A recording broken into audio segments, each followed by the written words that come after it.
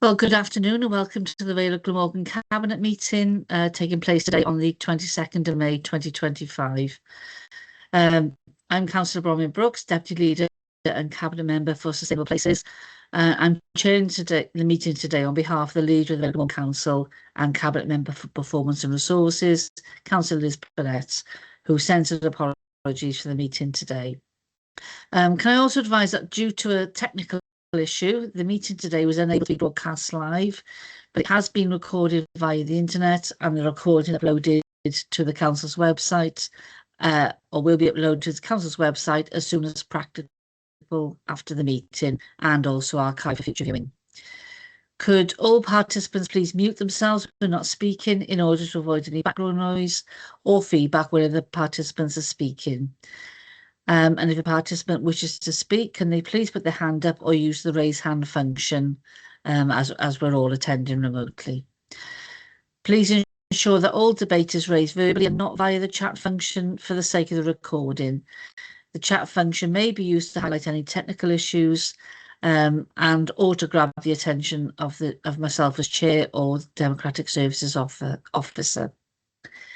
So if any participant has difficulty hearing or being heard when addressing the committee, then they should let myself as chair or the Democratic officer know.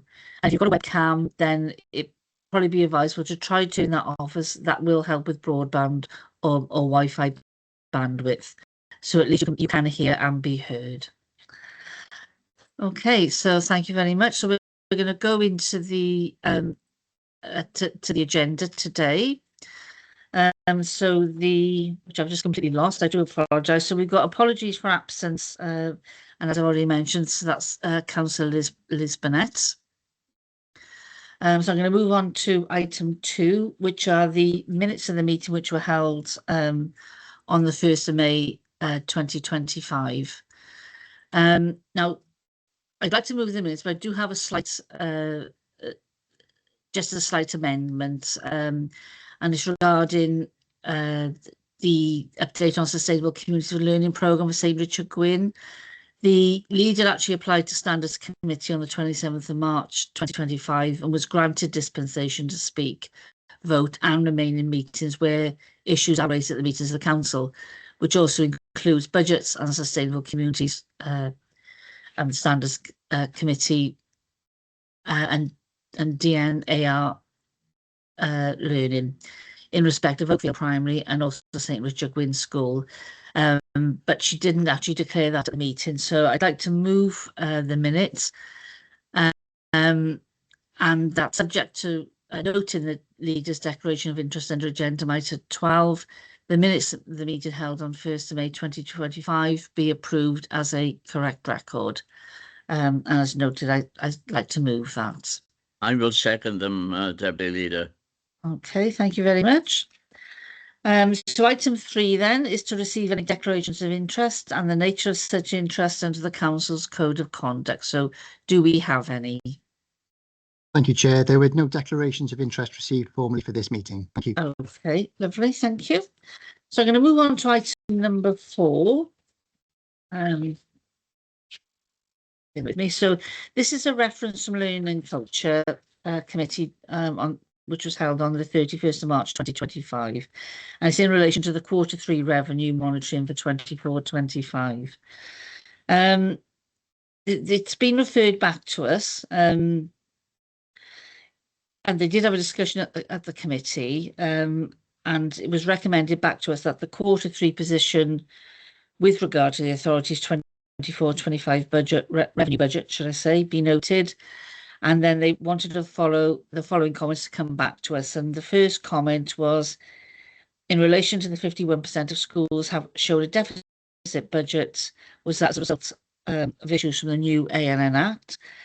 And the second is asking if the council will be able to protect the 220. I got my numbers mixed up. Sorry, the 241 school transport routes that it currently provides. Those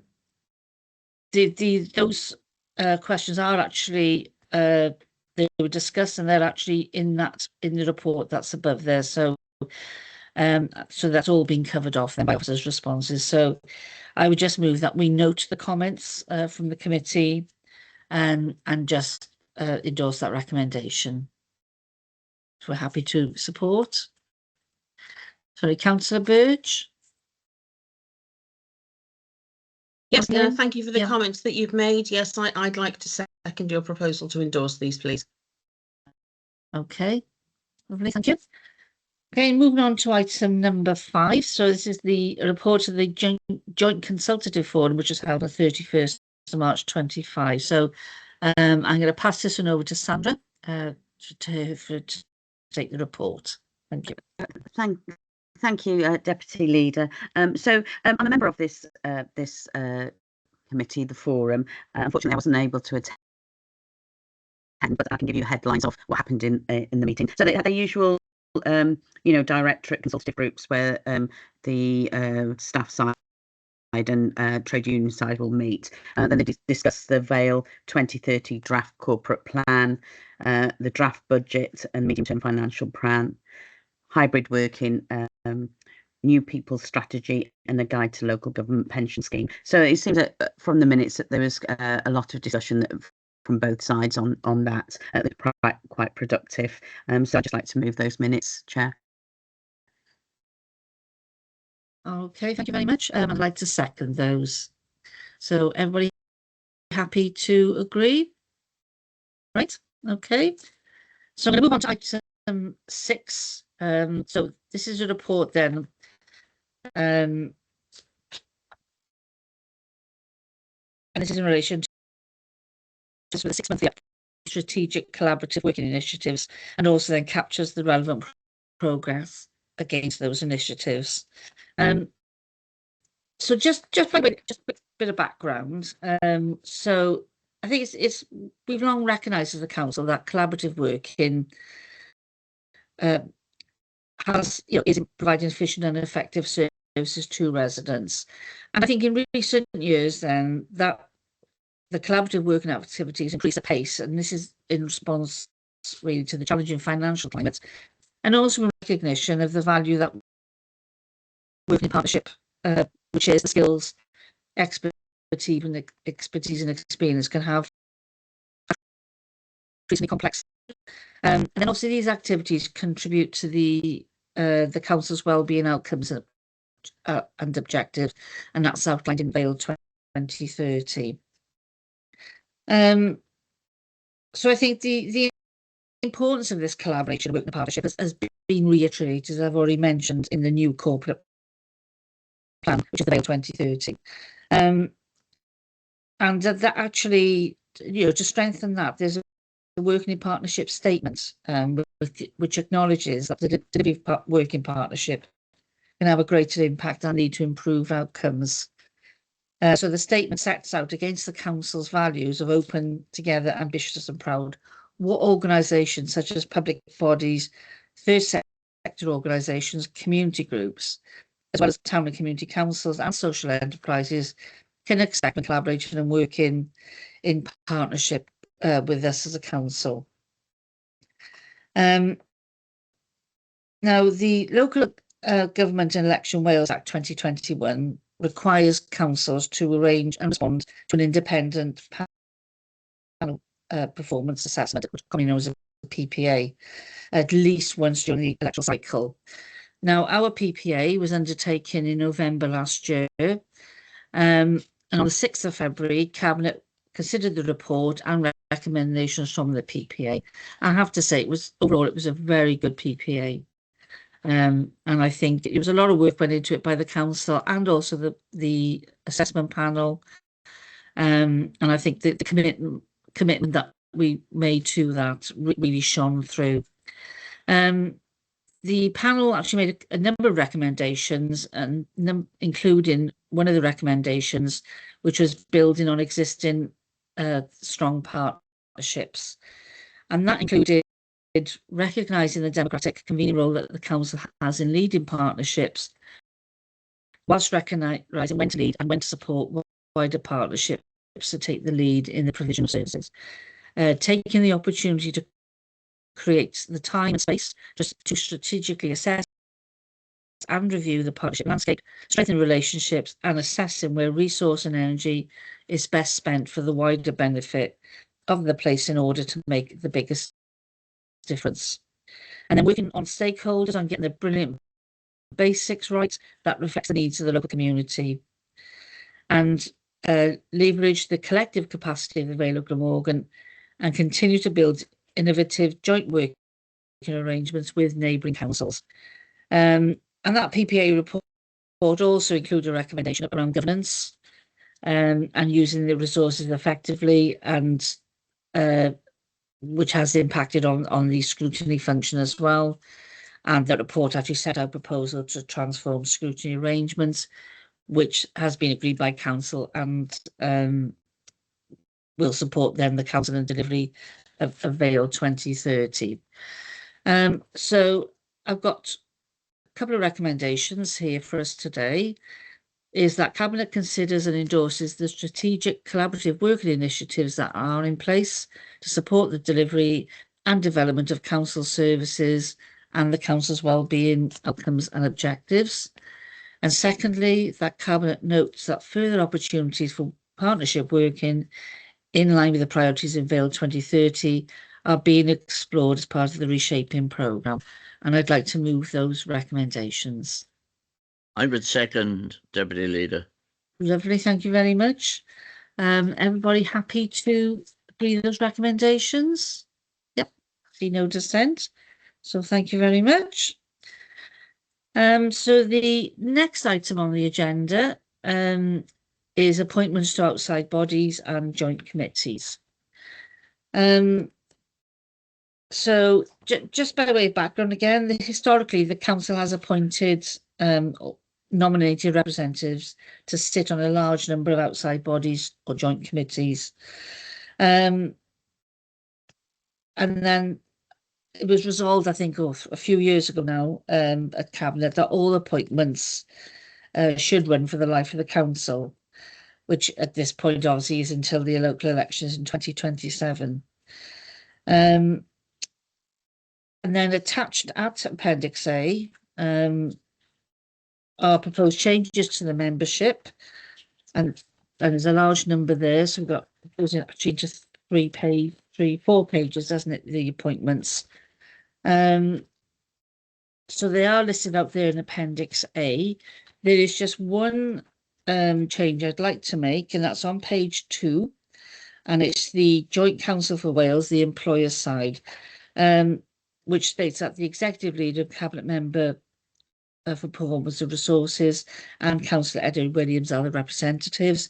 But it also adds that as a substitute, the deputy leader and cabinet member for sustainable places, which is myself, Councillor Bromwell Brooks, is the substitute. But I'd actually like to remove that part, so we just have there the executive leader and also Councillor Eddie Williams. So I would like to move. I've got several recommendations, but I would like that amendment put in there as well. So the 3 recommendations is that the amended record of members attached to Appendix A to the report be appointed or nominated to serve on the bodies listed until the local government elections in 2027.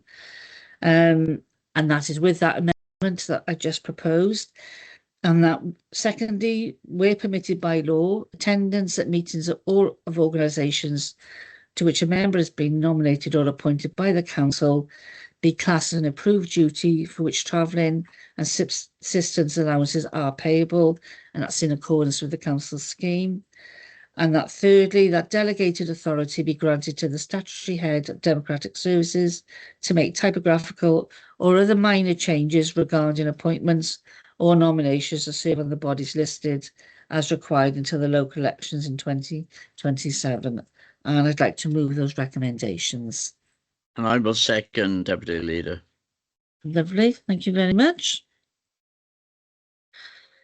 Okay, so I'm going to move on to item 8, which is a report which is actually delivered by myself as the Cabinet Member for Sustainable Places. And this has come out of Reshaping Services, and it's actually a report about assets and opportunities for concessions. The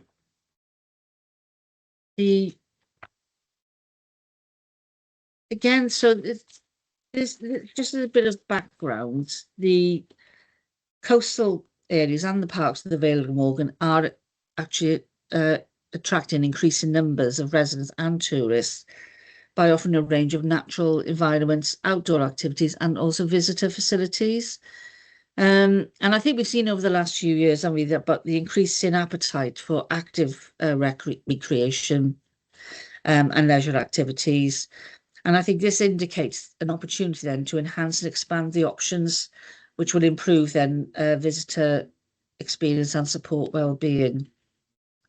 So we've been approached by an organisation called Kayakomat, I'm going to say that then, who are an established operator who's proposed a pilot kayak concession starting in summer 2025. Now, it's important to stress that their service complies with Paddle UK guidelines, which ensures safety and high environmental standards. We've also been approached by a proposed operator of a fruit stall, who's actually a local supplier and experienced in operating outdoor stalls. And they're proposing to offer a range of fruits for sale through a movable concession at 3 locations on the beach, namely beach access points 2, 4 and 6. And that's actually, if you look at the plan at Appendix B, that shows you exactly where those points are. So this opportunity then aligns with our commitment to support local business and sustainable practices. So the plans at Appendix A show the location of the proposed kayak concession, and then B then obviously the fruit stall as well. Now, alongside these 2 opportunities, there's a further opportunity to enhance the offer available on Penarth Pier by offering the former fishing hut as a concession. Obviously, this would be subject to any necessary planning consents required for any change of use, but the hut could also be offered for a range of food and or drink purposes. So it is proposed that the concession be offered for a period of up to 5 years initially, from a date to be agreed, following all the necessary due diligence and paperwork has been prepared. The location of the former fishing hut is illustrated on the plan, which is attached at Appendix C. And the concession opportunity would include then a space to the side of the hut to be used for a seating area, which would be identified then prior to advertisement. In addition to these 3 opportunities, I think what has come forward is there's a requirement for greater flexibility on future concession offers, and then obviously but that ability is to move at pace then to trial short-term concessions in future. And so as a consequence of that, it's proposed that Cabinet grants delegated authority to all the relevant service directors with responsibility for assets, and that is subject to consultations which are listed in the recommendations, which I'll come on to shortly. And this is to seek short-term concessions on a trial basis in future, and then to offer subsequent concessions for a maximum of 3 years at these locations, should they provide viable. And then really importantly is these 3-year concession opportunities would be marketed openly. So I've actually got 3 recommendations. So before I move to those, I think, did you want to come in, Councillor Wilson? Yes, I'm happy to. Thank you very much for that digest of the report, Councillor Brooks and Deputy Leader. I mean, I think this is vital for our resilience of our seaside communities, especially Penarth and Barry Island in particular. And really, I look forward to increasing the range of different providers at these results. And I think it's really, really good initiatives that we use in there. And I think I like the idea that we're agile here, and then we're giving people 3 years or 5 years to try out and hopefully make a success of these concessions. And obviously we as a council will offer the necessary support to them as well. So happy Yeah. to support what we're doing here. Okay. No, absolutely. So I've got hang on, bear with me. Sorry. I've got 6 recommendations. Bear with me. So the first one is that Cabinet agrees to pilot a kayak concession operated by a third-party provider at Barry Island Beach for a maximum of 1 year from July 2025 to June 2026 at a location at the Eastern Shelter. Secondly, that Cabinet agrees to pilot a fruit stall concession operated by a third-party provider at Barry Island Beach, again for a maximum of 1 year from July 2025 to June 2026, and at 3 locations to be located at either number 2, 4, or 6 beach access points, with the concession holder being able to move between the 3 locations identified as desired. And I think that's common sense, depending where your crowds are on that day, isn't it? And at certain times of the day as well. So thirdly, that Cabinet agrees to market an opportunity for a concession at the former fishing hut at the seaward end of Penarth Pier for a period of 5 years, and that delegated authority be granted to the Head of Finance Section 151 officer to progress the advertising and subsequent tendering of the opportunity in consultation with the Head of Neighbourhood Services. 4, that delegated authority be granted to all relevant service directors in consultation with the Chief Executive, the Deputy Leader and Cabinet Member for Sustainable Places, the Executive Leader and Cabinet Member for Performance and Resources, and the Head of Finance Section 151 officer to facilitate the progression of future small-scale concession opportunities for up to 1 year trial periods, and if viable following the trial period, to let these concessions for up to 3 years following an open marketing exercise. 5, that in pursuance of recommendations 1 to 4, Cabinet authorises the Monitoring Officer, Head of Legal and Democratic Services, to execute all the necessary licences to allow such licences to complete. And lastly, that the use of Section 1514 of the Council's Constitution, which is the urgent decision procedure, be authorised to allow the third-party provider to begin operation from July 2025. And I would like to move those recommendations. And I would happy to second those recommendations. Okay, thank you very much. And everybody happy and no dissent? Lovely. Okay, thank you. So